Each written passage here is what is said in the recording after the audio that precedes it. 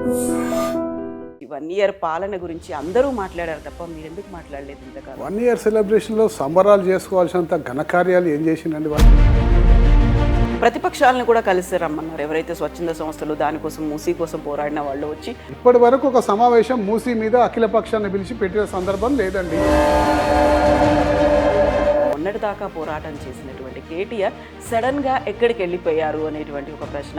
అంటే ఇప్పుడు పని ఉంటే వేరే ప్లేస్కి పోలేమా అండి? ఇక అంటే నిరంతరం ఇక్కడికి వెళ్ళి హైదరాబాద్ దాటి పోకుండా ఉండగలుగుతామా? మరి ముఖ్యమంత్రి గారు 28 సార్లు ఢిల్లీకి పోయినండి. గత ప్రభుత్వం చేసినటువంటి అరాచకాలనాలా లేకుంటే కుట్రలు అనేది ముందు నుంచి రేవంత్ సర్కార్ చెప్తోంది. అందులో ప్రధానంగా ఫోకస్ పెట్టింది ఫోన్ ట్యాపింగ్ అంశానికి సంబంధించి. గతంలో మాజీ ఎమ్మెల్యేల మీద కేసులు పెట్టినప్పుడు ఈరోజు సిద్దిపేటకే చెందినటువంటి ఒక లీడర్ హరీష్ రావు మీద మన రేవంత్ రెడ్డి గారి అధికార పీఠం ఎక్కినప్పటి నుంచి ఈ రోజు వరకు కేసీఆర్ కుటుంబ సభ్యుల్ని ఏ విధంగా దేవిరెడ్డి సుధీర్ రెడ్డి గారు ఈ మధ్య కాలంలో అసలు మాట్లాడకపోవడానికి ప్రధానమైనటువంటి కారణం కాంగ్రెస్ పార్టీలో గుడ్ ఓల్డ్ ఫ్రెండ్స్ అనే వాళ్ళు ఉన్నారు. మళ్ళీ అటువైపు సుధీర్ రెడ్డి గారు చూస్తున్నారు అనే మాట. నేను మాట్లాడింది ఏమున్నా స్ట్రేట్ ఫార్వర్డ్ ఉంటుంది. నేను మాట్లాడింది మీరు 4 ఏళ్ల తర్వాత రికార్డ్ చేసి అడిగినా కానీ అదే జవాబు ఉంటుంది. సో ఇప్పటిదాకా 1 ఇయర్లో జరిగినటువంటి ఈ పాలనకి మార్కులు వేయాలంటే ఎన్ని వేస్తారు మీరు? నేనైతే 0 మార్కులు వేస్తాను. మార్కులే ఎందుకట్లా? అసలు 0 మార్కులు కనీసం పాస్ కూడా కాదు. అంటే ప్రజల్ని మోసం చేసి అధికారంలోకి వచ్చిన పార్టీ.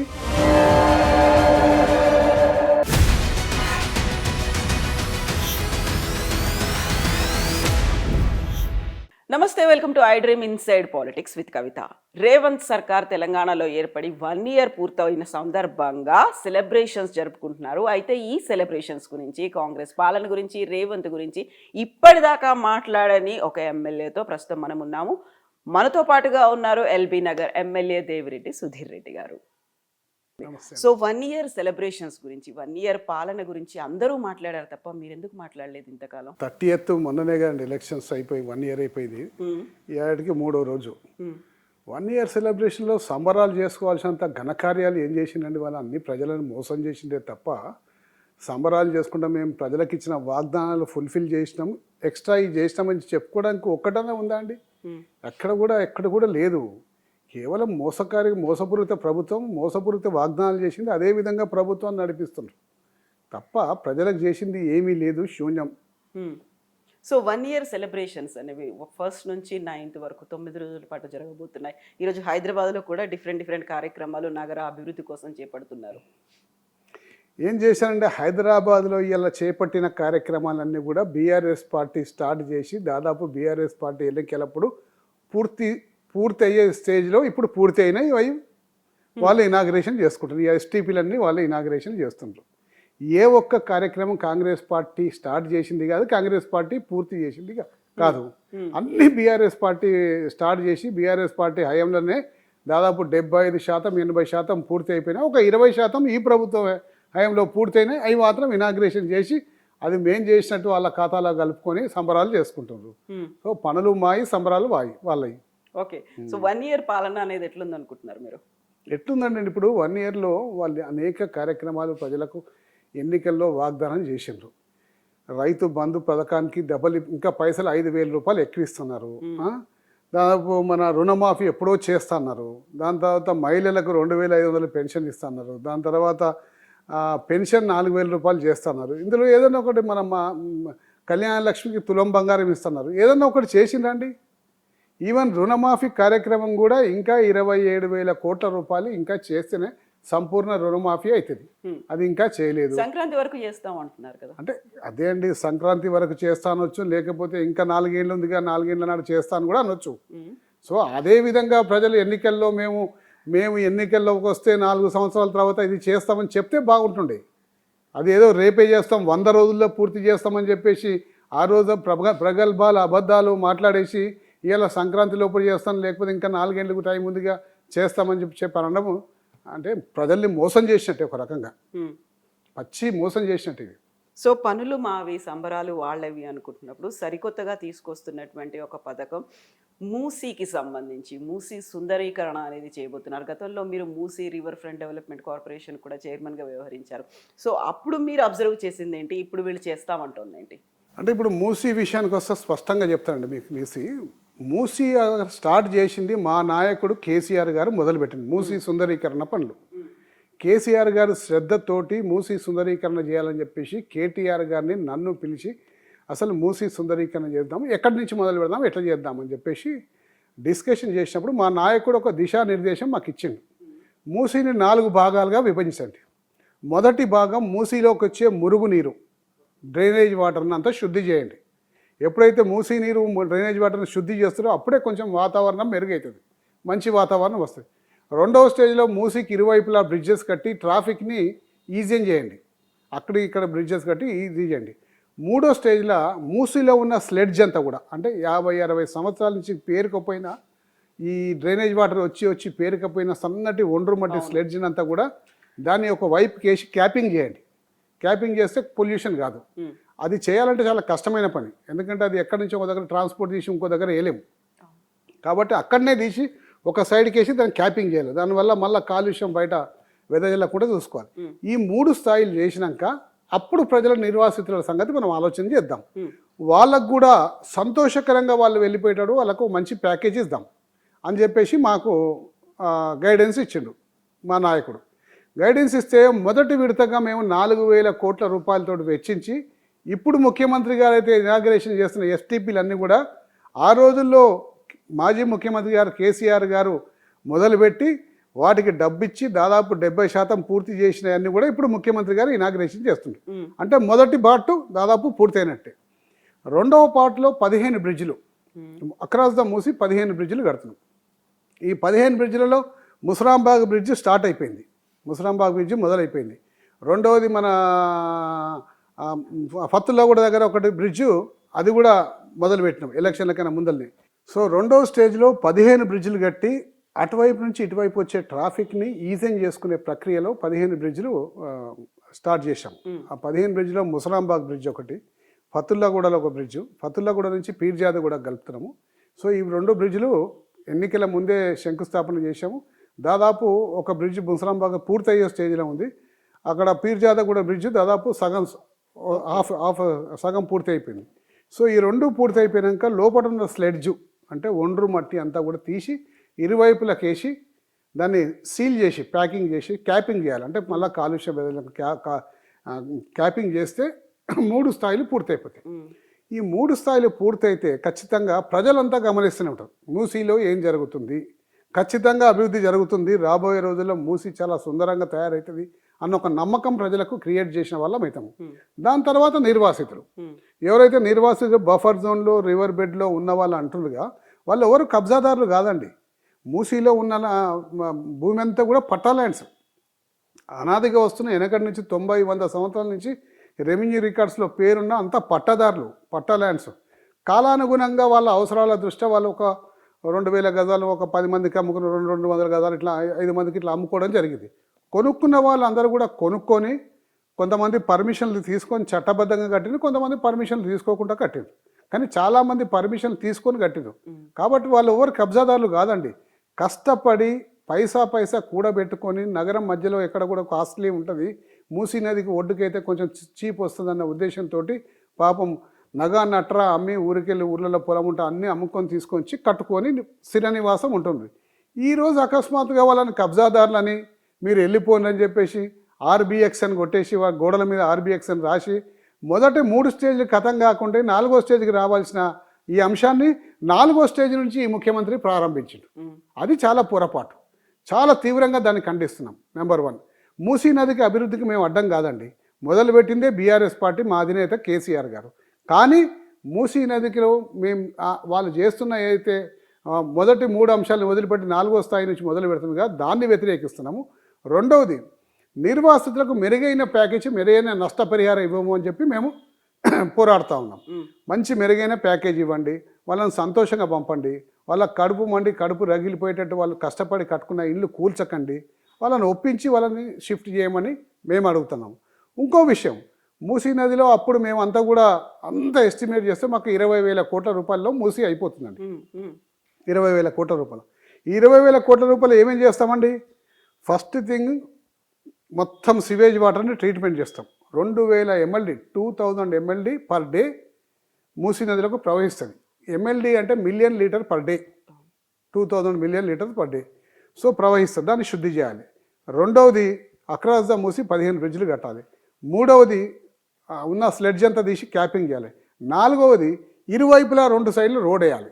అటొక 120 ఫీట్ల రోడ్డు, ఇటొక 120 ఫీట్ల రోడ్ వేస్తే హైదరాబాద్ ట్రాఫిక్ కూడా డీకంజెషన్ అవుతుంది. ఐదవది ఇక్కడ రావాలి, ఎక్కడికి? నిర్వాసితుల దగ్గర రావాలి. అంటే 4వ అంశాన్ని టేకప్ చేసేటప్పుడు నిర్వాసితులను టచ్ చేయాలి. ఎందుకంటే రోడ్ వేయాలి కాబట్టి వాళ్ళని అడిగి వాళ్ళని రిక్వెస్ట్ చేసి వాళ్ళ ల్యాండ్ తీసుకొని వాళ్ళకి మెరుగైన పరిహారం ఇచ్చేసి మీరు రోడ్ వేయాలి. సో ఇవన్నీ కంప్లీట్ చేసుకుంటూ పోవాలి. కానీ ముఖ్యమంత్రి గారికి అనుభవ రావిత్యంతో ఈరోజు డైరెక్ట్గా వచ్చి నిర్వాసితుల్ని మీరు వెళ్ళిపోండి, మీకు డబుల్ బెడ్రూమ్ ఇస్తా అని చెప్పేసి అనడం దారుణమైన విషయం. దాన్ని తీవ్రంగా ఖండిస్తున్నాం. వాళ్ళ పక్షాన నిలబడతాం, పోరాడతాం. ఇప్పుడు మీరు 4వ అంశం అనుకున్నారు కానీ దాన్ని వాళ్ళు ప్రథమ అంశంగానే తీసుకున్నారు కదా. అయితే ఇక్కడ ఇంకో విషయం అండి, మేము అంతా ఎస్టిమేట్స్ చేసినప్పుడు, రఫ్ ఎస్టిమేట్స్ చేసినప్పుడు 20,000 కోట్ల రూపాయలు ఇవన్నీ మేము చెప్పిన విషయాలన్నీ కూడా చేసి ఖర్చు అయితే 20,000 crores అని అనుకున్నాం. కాకపోతే ఇంకో 5,000 crores ఇప్పుడు పెరగొచ్చు. కానీ 1,50,000 కోట్లు ఎందుకు అవుతుంది? దీంట్లో ఏం అవినీతి ఉంది? ఎంతమందికి డబ్బులు పంపిణీ కార్యక్రమం చేస్తాము? అంటే ఈ రాష్ట్రం నుంచి ప్రజల 1,50,000 కోట్లు ఖర్చు పెట్టేసి దాంట్లో వచ్చిన డబ్బంతా కూడా ఇతర రాష్ట్రాలకు పంపించుడా? కాంగ్రెస్ పార్టీ కల్చర్ ప్రకారం ఇంత అవినీతిని తీవ్రంగా ఖండిస్తున్నాం. 1,50,000 కోట్లు కానే కాదు, ఇందులో అవినీతి ఉన్నది ఖచ్చితంగా. దాన్ని తీవ్రంగా వ్యతిరేకిస్తున్నాం. ఈ 2 అంశాలను మేము వ్యతిరేకిస్తుంటుంటే ముఖ్యమంత్రి గారు ఏం చేస్తారు? ఇది బీఆర్ఎస్ పార్టీ వ్యతిరేకిస్తున్నది అని నల్గొండ రైతులను రెచ్చగొట్టే ప్రయత్నం చేసి, అంటే మీకు మురికి నీళ్ళు వస్తున్నాయి, మేము చేద్దామంటే బీఆర్ఎస్ పార్టీ వాళ్ళు ఏదో అడ్డం పడుతుండ్రు అని వాళ్ళకేదో రెచ్చగొట్టే ప్రయత్నం చేసింది. నల్గొండ రైతుల కంటే ఇప్పుడు మేము చేసిన ఎస్టీపీలు అన్నీ కడితే స్వచ్ఛమైన నీరు నల్గొండ రైతులకు కూడా పోతుంది కండి. ఆ కార్యక్రమాన్ని మాజీ ముఖ్యమంత్రిగా కేసీఆర్ గారు ఎప్పుడో ప్రారంభించిందిగా. దాదాపు 80% మేము అధికారంలో ఉన్నప్పుడే పూర్తి అయిపోయింది. అన్నీ స్వచ్ఛమైన నీరు నల్గొండకు పోతాయి. కానీ ఆ విషయాలు ఏం తెలవకుండా నల్గొండ రైతులను రెచ్చగొట్టే ప్రయత్నం చేసి, అంటే కేవలం ఏంటంటే అండి దృష్టి మరల్చే కార్యక్రమాలు, ఏదో విధంగా దృష్టి మరల్చేసి దాన్ని పరిపక్వత లేని అడుగులు. ఇక్కడ మీరు 4 అంశాల గురించి చెప్పారు, 4 స్టేజ్ల గురించి. అక్కడ ప్రాధాన్యత ఇంకొక దాని మీద కూడా పెట్టుకున్నారు. బాపు ఘాట్ అనేది, బాపు ఐడియాలజీ సెంటర్ని ఏర్పాటు చేస్తామని కేంద్రం దగ్గరకు కూడా వెళ్ళారు. 220 ఎకరాల్లో ఒక ఐడియాలజీ సెంటర్ని పెడతామనే మాట, కేంద్ర సహకారం కూడా అవసరమని. ఈ ఆలోచన అప్పుడు మీకు లేదు కదా, ఇప్పుడు చేస్తున్నారు, దాన్ని మీరు స్వాగతించట్లేదా? చూడండి, ఎవ్రీథింగ్ చేయమని చెప్పండి, మేము ఏంది దానికి వ్యతిరేకం కాదండి. మూసీ అభివృద్ధి జరగాల్సిందే, బీఆర్ఎస్ పార్టీ కోరుకుంటుంది. బీఆర్ఎస్ పార్టీ నాయకుడు, మా నాయకుడిన కేసీఆర్ కాదు, మొదటి నుంచి కూడా మూసి అభివృద్ధి జరగాలని చెప్పి కోరుకొనే ఈ కార్యక్రమాలను చేసిండు. కానీ క్రమ పద్ధతిలో చేసుకుంటే ఎవరికి నొప్పి కాకుండా, ఎవరికి ఇబ్బంది జరగకుండా చేద్దామన్న ఆలోచన ఆ రోజు కేసీఆర్ గారికి ఉంది. ఈరోజు పరిపక్వత లేని రాజకీయాల్లో మొదటి అడుగు లాస్ట్ వేయాల్సింది మొదట వేసి గందరగోళం సృష్టించుకున్నారు. అదే అందుకోసం ఏంటంటే ఇలా బాపు గారిని మేము కూడా బ్రహ్మాండంగా చేద్దామని చెప్పేసి అనుకున్నాం. వాళ్ళు కూడా చేస్తున్న సంతోషం, స్వాగతిస్తున్నాం దాన్ని. కానీ చేసే పద్ధతిలో, నేను మంచి పని చేస్తున్నా, గొప్ప పని చేస్తున్నా, ఎవరు ఏదైనా అనుకుంటే గొప్ప పని చేస్తున్నా అని చెప్పేసి అనుకుంటే ప్రజలు స్వాగతించారండి. గొప్ప పని కూడా ప్రజల్ని కన్విన్స్ చేసి చేయాలి. ఇవాళ నేను ఒక అద్భుతమైన కట్టడం కడతా, ఇడికెళ్ళి 100 ఇళ్ళు కూలగొట్టండి అని చెప్పేసి అంటే ప్రజలు యాక్సెప్ట్ చేయరు. ఎందుకు 100 ఇళ్ళు కూలగొట్టాలి? నీ అద్భుతమైన కట్టడం ఏంది? దానికి అంత ప్రాధాన్యత ఏముంది? మా ఇండ్లు త్యాగం చేయాలంటే అంత అద్భుతమైన స్ట్రక్చర్ ఏమొస్తుంది అనే విషయం ప్రజలకు చెప్పాలి, కన్విన్స్ చేయాలి, అక్కడి నుంచి ఖాళీ చేయాలి. అంతేగాని నేను గొప్ప పని చేస్తున్నా కూడా మీరు అందరూ వెళ్ళిపోతే డబుల్ బెడ్రూమ్ ఇస్తా అని చెప్పేసి అంటే ప్రజల హక్కులని కాల రాసినట్టే.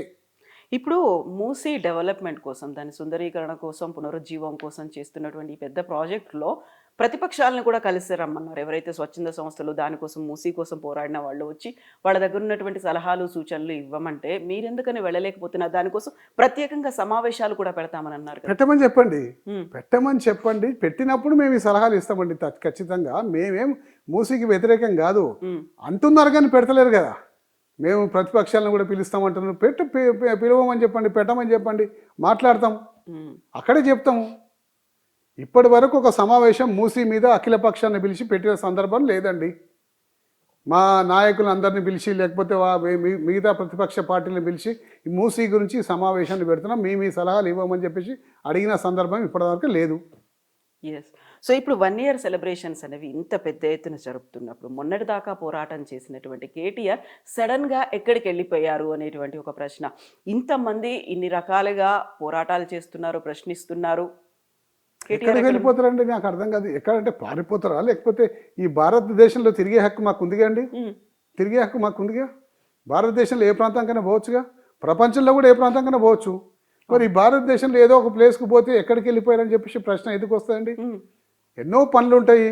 సో ఒక బాధ్యతాయుతమైనటువంటి ప్రతిపక్షం గతంలో మంత్రిగా చేశారు. ఇంత ప్రధానమైనటువంటి సమస్యలు ఉన్నప్పుడు 1 ఇయర్ సెలబ్రేషన్స్ అనేవి జరుగుతున్నప్పుడు ప్రతిపక్ష హోదాలో ఉండి పోరాటం చేయాల్సినటువంటి కేటీఆర్ అంటే ఇప్పుడు సమస్యనా సెలబ్రేషన్స్ అండి? ఇప్పుడు సమస్య అని చెప్పేసి అంటారు, సెలబ్రేషన్ మీరే అంటున్నారు. సో సమస్యలు అనేవి ప్రతిపక్షాలు చూస్తున్నాయి, సెలబ్రేషన్స్ అనేవి ప్రభుత్వం చేస్తుంది. మేము సెలబ్రేషన్ చేసుకునే ఏదైతే అర్హత ప్రభుత్వానికి లేదు.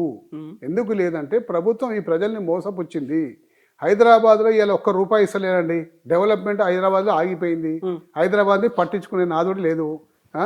ఎక్కడ డెవలప్మెంట్ అక్కడనే ఆగిపోయింది. ఒక రూపాయి ఖర్చు పెడతలేరు. ఇప్పటివరకు నేను చెప్పిన అంశాలండి ఏ అంశాల్లో ఫుల్ఫిల్ కాలేదు. ఇలా సంపూర్ణంగా మన రుణమాఫీ జరగలేదు. ఇలా ప్రభుత్వం రైతు బంధు పథకం ఎన్హాన్స్ చేసి ఇస్తలేదు, తులం బంగారం ఇస్తలేదు, మహిళలకు పెన్షన్ ఇస్తలేదు, వృద్ధులకు పెన్షన్ పెంచలేదు. ఇన్ని అంశాలు నేను చెప్పినగా అండి. ఇవన్నీ అంశాలు వాళ్ళందరూ కూడా పదే ఎన్నికల్లో చెప్పిన అంశాలే కదండి. 100 రోజుల్లో పూర్తి చేస్తామని కూడా పదే చెప్పిన అంశాలే కదండి. వీటిని అన్నిటి కూడా మేము వ్యతిరేకిస్తున్నాము. ఇంకా వీటిని అన్నిటిని మిగిల్చి ఏమని సెలబ్రేషన్ చేసుకుంటారు, ఏ ముఖం పెట్టుకొని సెలబ్రేషన్ చేసుకుంటారు అనేది రేవంత్కి గతంలో తను ఆర్ఎస్ఎస్ నుంచి రావడం వల్లే వచ్చిందా, లేదు ఓన్లీ బీఆర్ఎస్ అంటే కోపం కాబట్టి ఆ అభయహస్తం లభించిందా? లేదండి. ఇప్పుడు ఏంటంటే మోదీ గారికి ఏంటంటే ఎట్లాగో 8 సీట్లు ఉన్నాయి. రేపు బీఆర్ఎస్ పార్టీని ఇక్కట్ల పాలు చేసి బీఆర్ఎస్ పార్టీని అణిచేస్తే ఆ ఓటు బ్యాంక్ ఏమన్నా మాకు ప్రత్యామ్నాయంగా మా వైపు చూస్తారేమో ప్రజలు. అప్పుడు 2వ స్థానానికో 1వ స్థానానికో పోటీ పడే అవకాశం ఉంటుంది మాకు అనే ఆలోచనతోటి మోదీ గారు ఉన్నారు.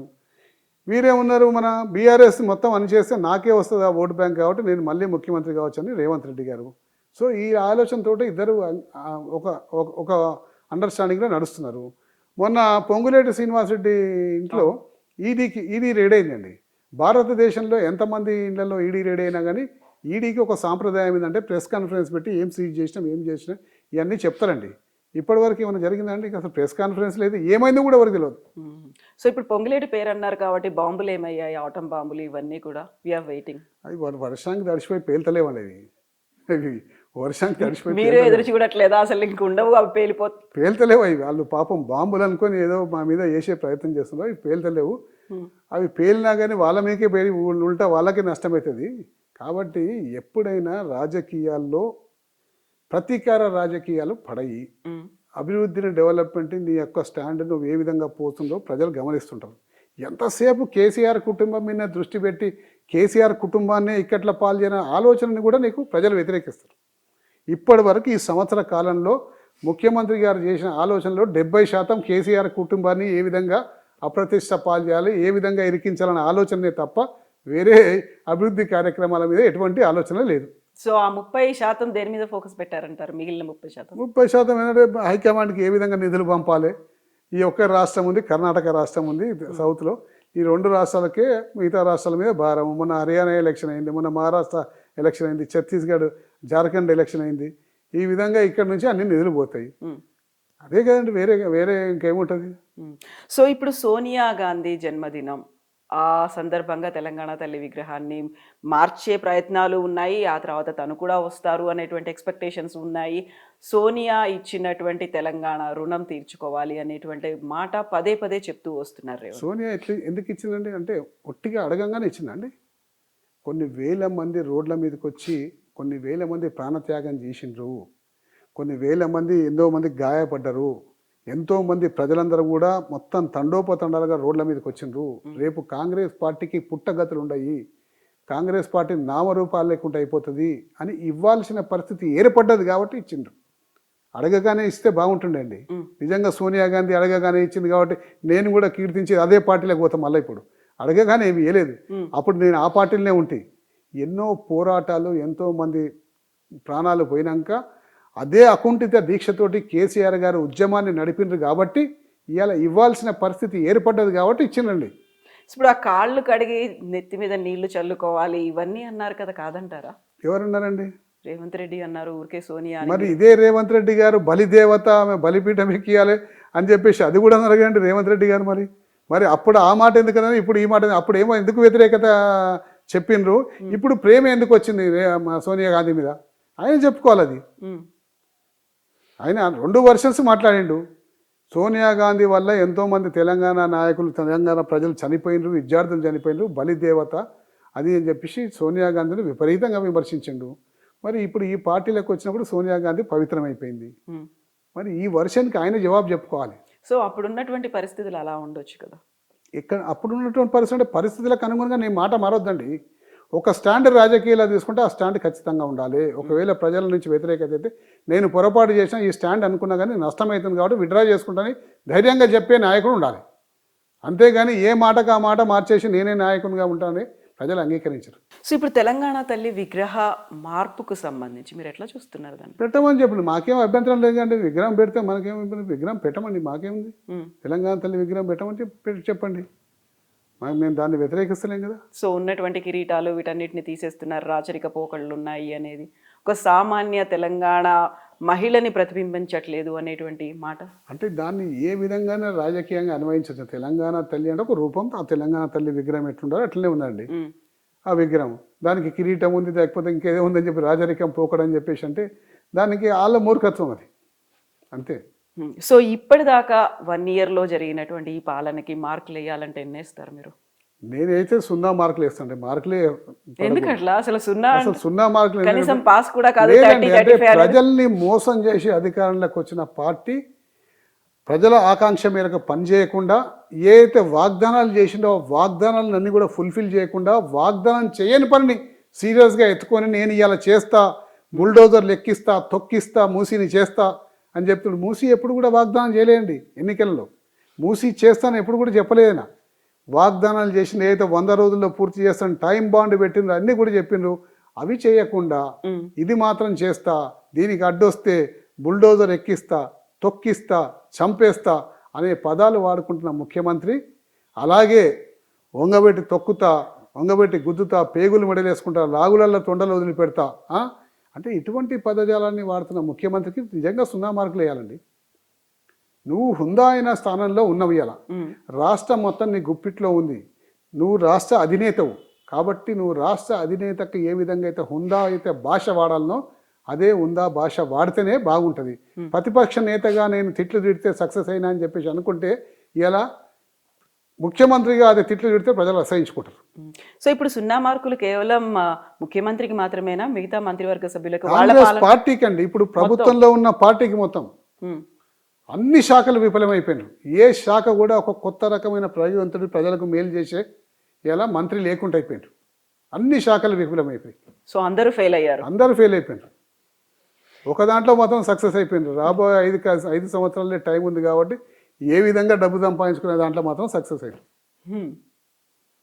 సో దాంట్లో అయితే 100% మార్క్స్ వస్తాయా? దాంట్లో 100% మార్క్స్ వస్తాయండి. వాళ్ళకి డబ్బు ఇచ్చడానికి అపాయింట్మెంట్ దొరుకుతుంది, డబ్బు ఇచ్చడానికి అపాయింట్మెంట్ కూడా దొరుకుతలేదు. అన్ని డిపార్ట్మెంట్లు అలాగే ఉందా? అంతా అన్ని డిపార్ట్మెంట్లు అట్లే ఉంది. కవిత ఫ్రంట్ రోల్లోకి వచ్చేసింది, ముందు కీలకమైనటువంటి పాత్ర పోషిస్తోంది, అందువల్లే అలిగి కేటీఆర్ కూడా వెళ్ళిపోయాడు అనేటువంటి మాట. కవిత అరెస్ట్ తర్వాత బయటకు వచ్చిన తర్వాత చాలా కాలం చాలా సైలెంట్గా ఉన్నారు. బట్ ఇప్పుడు ఒక 15-20 డేస్ నుంచి చాలా యాక్టివ్ రోల్ అనేది ప్లే చేస్తున్నారు. అంటే ఇప్పుడు చూడండి, మెయిన్ పిల్లర్ మాకు కేసీఆర్ అండి. కేసీఆర్ మెయిన్ పిల్లర్తో పాటు అనేక రకాలుగా పార్టీని స్ట్రెంథన్ చేసిన కేటీఆర్ గారు ఉన్నారు, హరీష్ రావు గారు ఉన్నారు, కవిత గారు ఉన్నారు, ఇంకా చాలా ముఖ్య నాయకులు కూడా ఉన్నారు. వీళ్ళందరూ కూడా కేసీఆర్ గారు ఇచ్చిన గైడ్లైన్స్ మీదే పనిచేస్తూ ఉంటారు. ఆమె వచ్చి పనిచేస్తే తప్పేముందండి? ఆమె వచ్చి పార్టీ కోసం పనిచేస్తుందిగా, దాంట్లో మీరు తప్పెందుకు పడుతుండ్రు? వేరే యాంగిల్, వేరే కోణాన్ని ఎందుకు చూస్తుండ్రు? గతంలో చేయలేదు ఆమె? గతంలో జాగృతి అని పెట్టేసి గ్రామాన్న తిరిగి తెలంగాణ రావాలని చెప్పేసి గ్రామాన్ని తిరిగి ఎన్నో రకాల ఉద్యమాలు చేసి తను కూడా తెలంగాణ రావడానికి ఒక పాత్ర పోషించింది కండి. మరి దాంట్లో ఇలా తప్పేముందండి? ఇలా వచ్చి బయటకు వచ్చి ప్రతిపక్షంలో ఉన్న ఒక నాయకురాలుగా మాట్లాడితే తప్పేముందని దాన్ని మేము స్వాగతిస్తున్నామండి. ఉమ్, కవిత గారు రావాలి, తిరగాలి. రేపొద్దున తెలంగాణ పార్టీలో బీఆర్ఎస్ పార్టీలో ఉన్న ప్రతి ఒక్క నాయకురాళ్ళు అందరూ కూడా రేపొద్దున రావాలి, బయటకు వచ్చి బలంగా పనిచేయాలి, ఈ కాంగ్రెస్ పార్టీని గద్దె దింపాలి. సో కవిత గతంలో తెలంగాణ జాగృతి తరఫున తీవ్రమైనటువంటి పోరాటాలు, ఉద్యమాలు ఇవన్నీ చేసినప్పటికీ కూడా వెరీ రీసెంట్గా ఆల్మోస్ట్ ఒక 1 year 1.5 year బ్యాక్ దాన్ని భారత జాగృతిగా చేశారు, తెలంగాణ జాగృతి కాకుండా. ఇప్పుడు మళ్ళీ తను తెలంగాణ జాగృతి అనేటువంటి కండువాలు వేసుకొని ఆ తెలంగాణ జాగృతి తరఫునే కార్యక్రమాలు చేస్తున్నారు. టీఆర్ఎస్ కూడా బీఆర్ఎస్ మారిన తర్వాత బీఆర్ఎస్ నుంచి మళ్ళీ టీఆర్ఎస్ అవబోతోంది అనేటువంటి మాటలు వినిపిస్తున్నాయి. మీ ఒపీనియన్? లేదండి, ఆల్రెడీ మా నాయకుడు స్పష్టం చేసేసిండు. టీఆర్ఎస్ పార్టీ బీఆర్ఎస్ పార్టీగా మారింది, మళ్ళీ టీఆర్ఎస్ పార్టీగా మారబోదని నాయకుడు ఒక దగ్గర మీటింగ్లో చెప్పేసిండు. కాబట్టి ఇక దాని గురించి ఆలోచన చేయాల్సిన అవసరం లేదు. బీఆర్ఎస్ పార్టీ తరఫున పోరాడుతున్నారు. ఓకే, ఎస్ అండి, thank you so much and best wishes to you.